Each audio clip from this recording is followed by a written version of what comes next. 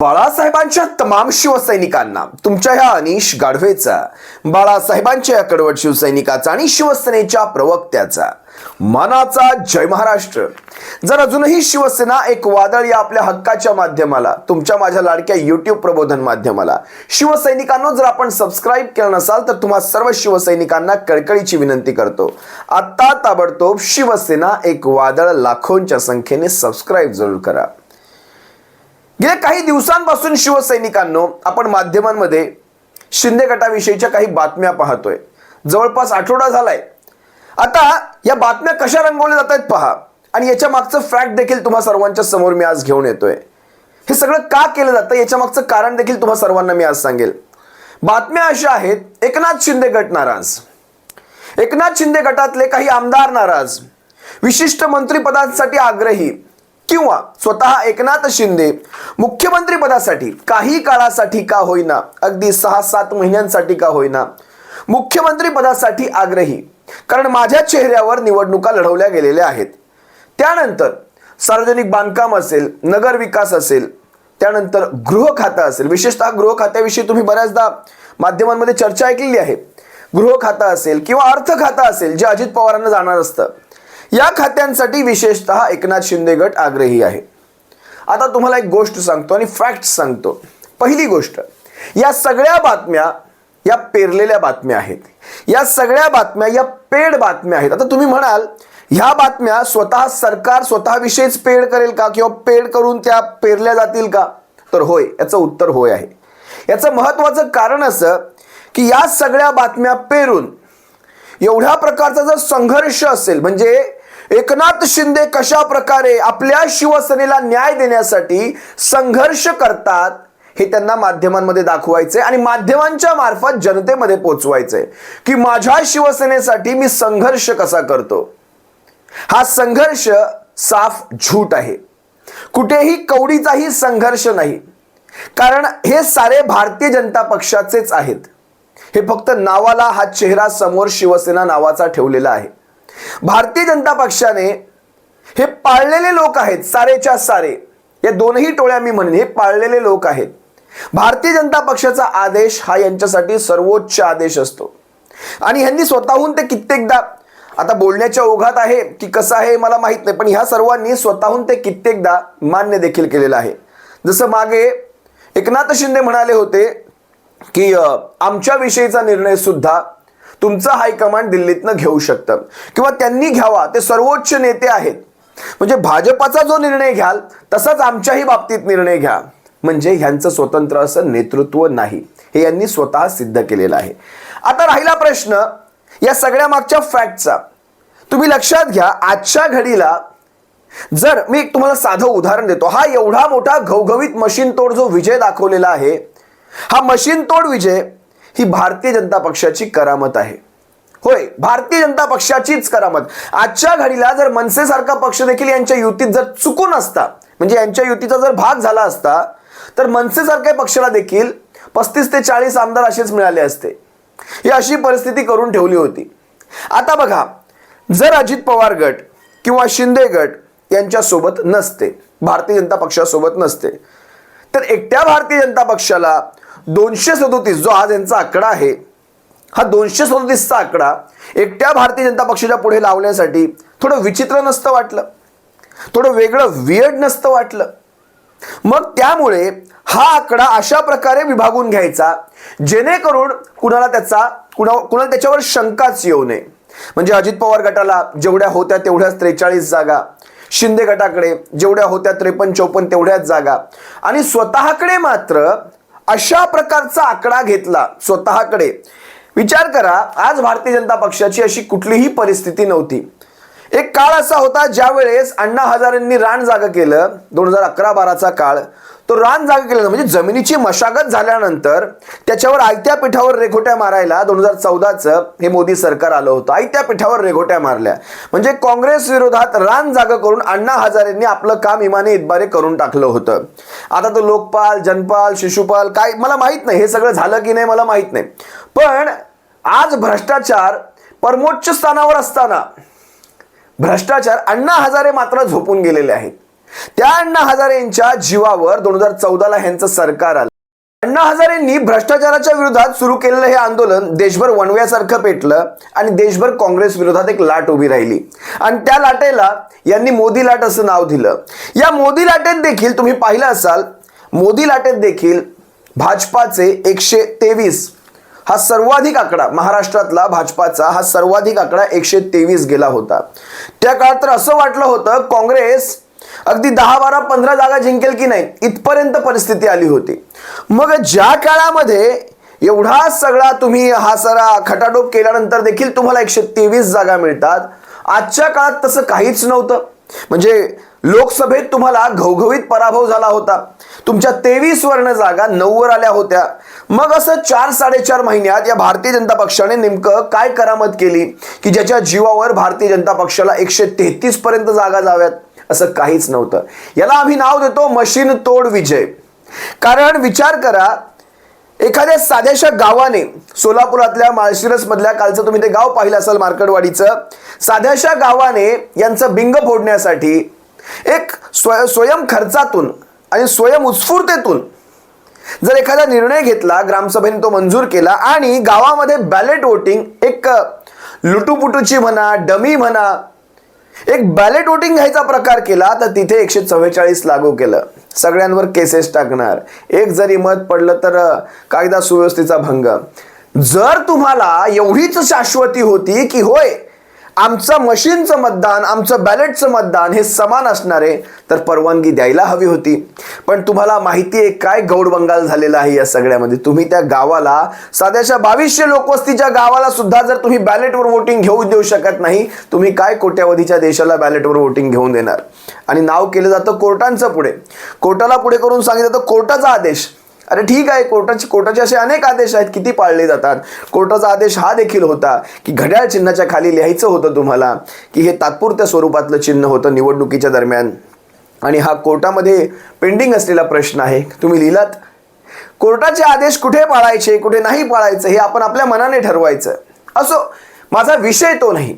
माझा विषय हा आहे की एवढं घवघवीत यश मिळाल्यानंतर यांनी स्वतःकडे मात्र 133चा आकडा अशा प्रकारे अगदी मोजून मापून ठेवला. याचं कारण सांगतो. 133 म्हणजे 12 जागा कमी तुम्ही बहुमताकडे आहात. आता ह्या 12 जागा घेण्यासाठी भारतीय जनता पक्षाला काहीही जड नाही. याचं महत्वाचं कारण सांगतो. या 12 पैकी 8 जागा या स्वतः एकनाथ शिंदे गट आणि अजित पवार गट या 2 गटातनं स्वतः भारतीय जनता पक्षाचे उमेदवार निवडून आलेले आहेत. त्यांची नावं देखील तुम्हाला सांगतो. तुम्हाला वाटत असेल असे कोण 8 आहेत बाबा जे भारतीय जनता पक्षाचे आमदार आहेत पण ते एकनाथ शिंदे गटातनं किंवा अजित पवार गटातनं निवडून आलेले आहेत? तर त्या 8 जणांची नावं पहा. संजना दानवे जालन्यामधनं, राजेंद्र गावित पालघरमधनं.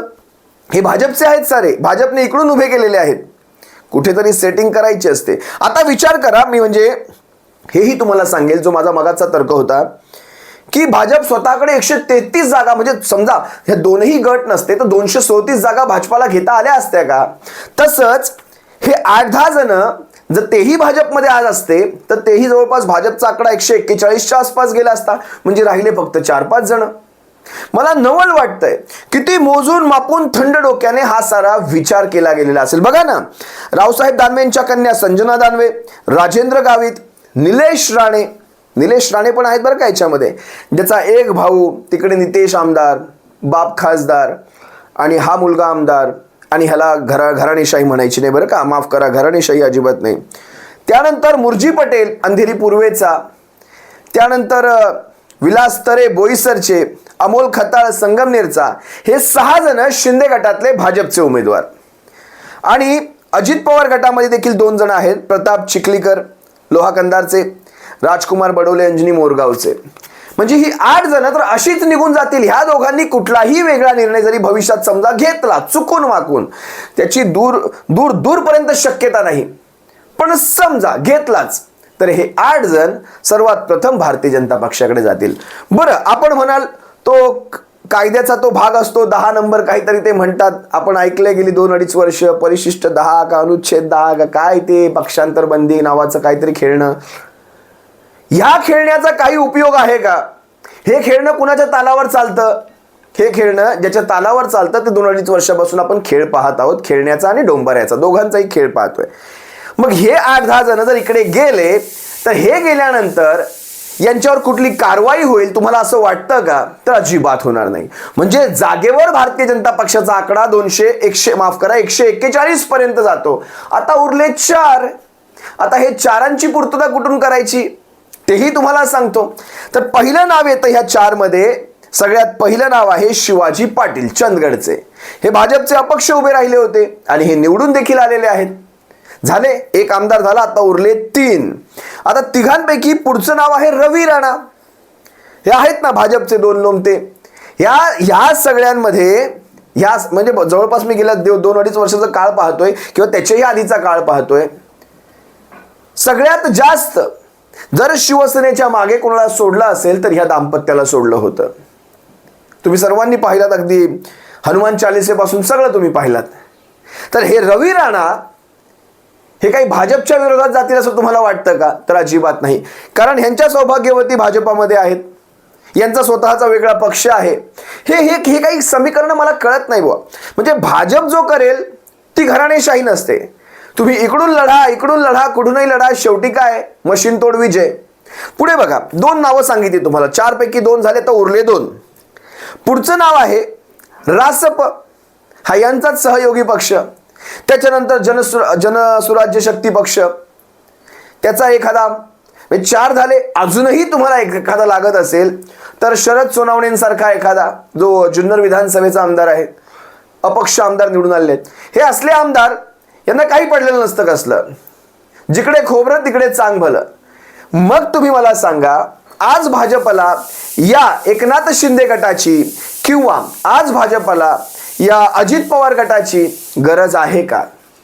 किंवा या अशा या संख्याबळ पाहता तुम्हाला वाटतं का की एकनाथ शिंदे गट किंवा अजित पवार गट कुठल्या त्या बार्गेनिंगच्या सिच्युएशन मध्ये आहे का? तर नाही. इथेच सगळ्यात पहिले एक गोष्ट क्लिअर झाली की एकनाथ शिंदे गट त्यांच्याकडे कुठलाही विकल्प नाही, पुढे कुठलाही ऑप्शन त्यांच्या पुढे नाहीये. त्यांना जाणंच आहे भारतीय. आणि त्यांच्याकडे स्वतःची आतून देखील इच्छा नाही. फक्त या बातम्या यासाठी पेरल्या जातात कारण आम्ही शिवसेना आहोत, आम्ही संघर्ष करतोय, किंवा हा सारा मशीन तोड विजय हा कसा आमच्या कष्टावर आलेला आहे, आमच्या म्हणजे या सगळ्यांच्या तिघांच्या कष्टावर आलेला आहे. आणि आम्ही कशा प्रकारे जी एक असते ना पक्षापक्षांमध्ये भांडणं असतात, ती भांडणं पण दाखवावी लागतील. एवढं सारं आळीपिळी गुपचिळी, एवढं सगळं खेळीमेळीच्या वातावरणात झालं तर लोकांना शंका येऊ लागते या सगळ्या विजयावर. इतकं कसं काय बाबा, कुणाशी भांडणं होत नाहीये, जो देतोय तो घेतोय, हे पाहिजे हा हे घे, हे नको ते नको, असं काही होत. म्हणजे या सगळ्या गोष्टीतून कुठेतरी लोकांचं मन भटकवायचं, ते लक्ष भटकवण्यासाठी हा सारा एक कृत्रिमरित्या केलेला भांडणाचा हा अट्टहास आहे, मला असं वाटतं. कृत्रिमरित्या. बरं, समजा एकनाथ शिंदेचा हा पर्याय संपला. एकनाथ शिंदेंना अजून कुठे कुठे अडचणीत आणलेला आहे, कुणी अडचणीत आणलेलं आहे तुम्ही पहा. अजित पवार, त्यांनी ज्या दिवशी निकाल लागला त्याच दिवशी अजित पवारांनी बिनशर्त पाठिंबा देऊन टाकला. म्हणजे राज ठाकरे हे एकमेव नाही आहेत बिनशर्त पाठिंबा देणार, तर अजित पवार हे दुसरे आहेत. अजित पवारांचा हा बिनशर्त पाठिंबा सारं काही संपवून गेला, सारी बार्गेनिंग खेळ संपवून गेलेला आहे. तिसरी गोष्ट, कोर्टामध्ये शिवसेना चिन्ह ही केस अजून पेंडिंग आहे. बरोबर हा जो यांचा आजचा शपथविधी आहे, या शपथविधीच्या अगदी दुसऱ्याच दिवशी 6 तारखेला ही केस माननीय सुप्रीम कोर्टामध्ये सुनावणीला येते आणि नव्या CJIच्या समोर ही केस सुनावणीला येते. त्यामुळे तुमची ही लगाम आमच्या हातामध्ये आहे. अशा अनेक गोष्टी आहेत, एक ना एक अनेक गोष्टी आहेत. आणि या सगळ्या गोष्टी पाहता शिंदे गट किंवा एकनाथ शिंदे स्वतः या सगळ्या परिस्थितीमध्ये किती विरोधाच्या भूमिकेमध्ये असतील हा एक संशोधनाचा विषय. मुळात ज्या वेळेस शिंदे गटातले आमदार बाहेर पडत होते, ज्या वेळेस शिवसेनेतनं बाहेर पडले, ते काही शिंदे गट म्हणून असं वेगळं स्थापन होणार आहे किंवा शिंदे गटला शिवसेना नाव मिळणार आहे हे कुणालाही माहिती नव्हतं. हा सारा नंतर झालेला खेळ आहे. हा वेळ जसजशी पुढे गेली तेव्हा हा सगळा खेळ सुरू झालेला आहे. मग हे सारे आमदार काही शिंदेसोबत राहण्यासाठी गेले नव्हते. शिंदेच्या नेतृत्वात जरी बाहेर पडले असले तरी त्यांना मर्जर व्हायचं होतं भाजपामध्ये, कारण भाजपासोबत जाऊन एक दूरगामी राजकारणामध्ये किंवा एक दूरपर्यंत एक लॉंग टर्म राजकारण तुम्हाला करता येईल यासाठी म्हणून यांचा हा सारा खेळ होता. आणि भाजपामध्ये जाऊन आम्हाला शांत झोप घ्यायची आहे अशा प्रकारचा ह्यांचा विचार होता. त्यामुळे आज भाजपापासून फारकत घेणं, त्यामुळे ह्या सगळ्या आमदारांची नाराजी उडवणं, कारण हे सगळे कधीही जाऊ शकतात. ह्यांचा 2/3 आकडा नाही, यांचा 100% आकडा होईल. जी माणसं उद्धव साहेब ठाकरेंची होऊ शकली नाहीत त्यांना एकनाथ शिंदे काय एकसंध ठेवणार. त्यामुळे या सगळ्या आमदारांचा रेटा, स्वतः एकनाथ शिंदे कुठेही या सगळ्यामध्ये इच्छुक नाहीत. मुळात गृह खातं सांभाळणं किंवा अर्थ खातं सांभाळणं या गोष्टी काही खाऊच्या गोष्टी नाहीत, जी कायम विरोधकांच्या निशाण्यावर असणार आहेत, कायम विरोधकांच्या निशाण्यावर. त्यामुळे या सगळ्या गोष्टी तुर्तास तरी मला इथे एक पेरलेल्या बातम्याच नक्की आहेत. फक्त हे दाखवण्याचा प्रयत्न आहे की आम्ही कसा संघर्ष केला आहे, आम्ही कसं हे बळ, आम्हाला हे सगळं यश मिळालेलं आहे, हे बळ आम्ही घेतलेलं आहे जनतेतनं, हे दाखवण्याचा हा प्रयत्न. तुर्तास तुम्हा सर्वांची रजा घेतो. सप्रेम जय महाराष्ट्र बाळासाहेबांच्या शिवसैनिकांनो.